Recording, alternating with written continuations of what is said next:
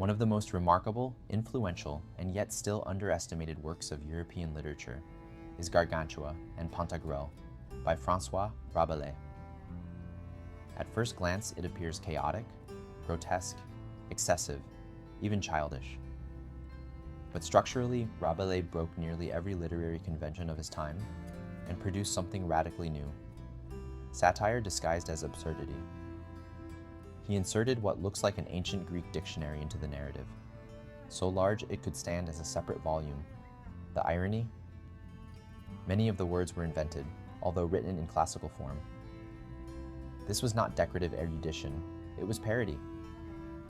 He turned scholarship into comedy, language into metaphor, and criticism into fairy tale.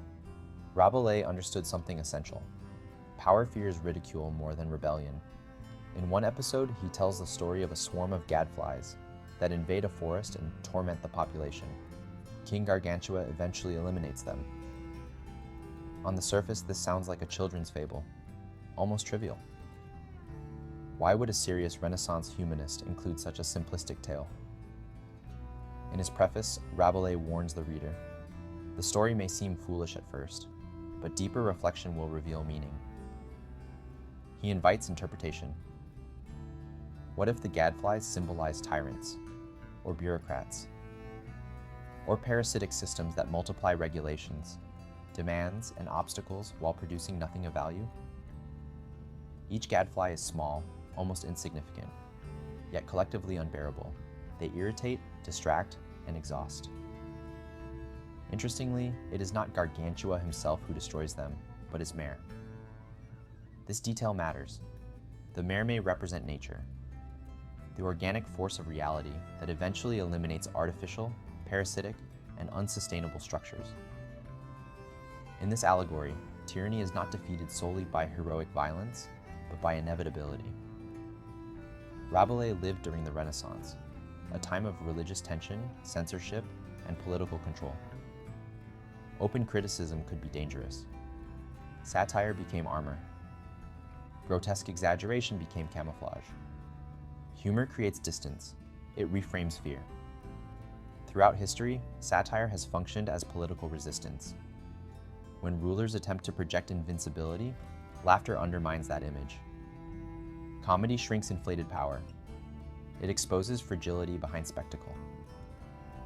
Tyrants rely on solemnity. They cultivate intimidation, myth, and symbolic grandeur. Humor punctures that myth. It reveals absurdity. This is why authoritarian systems often suppress comedians, satirists, and caricaturists.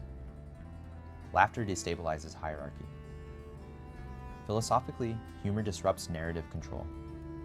Tyranny depends on a single official story. Satire multiplies interpretations. It invites ambiguity. It forces audiences to think. Psychologically, humor reduces fear response. When something becomes laughable, it loses psychological dominance. Anxiety diminishes. Perspective returns. Rabelais did not preach revolution explicitly. He embedded critique inside absurdity. He made readers complicit in interpretation. That intellectual participation is itself empowering. The swarm of gadflies becomes more than insects. It becomes metaphor. The mare becomes more than an animal. It becomes inevitability. The forest becomes society. The fairy tale becomes analysis. And humor becomes weapon.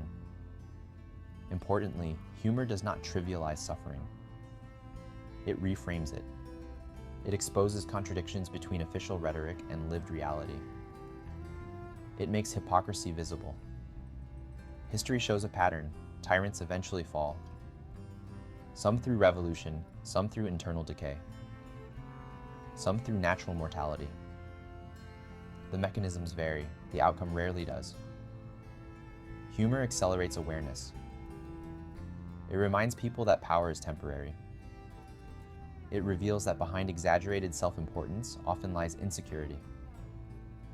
It shows that grandiose speeches can collapse under a single well-placed joke.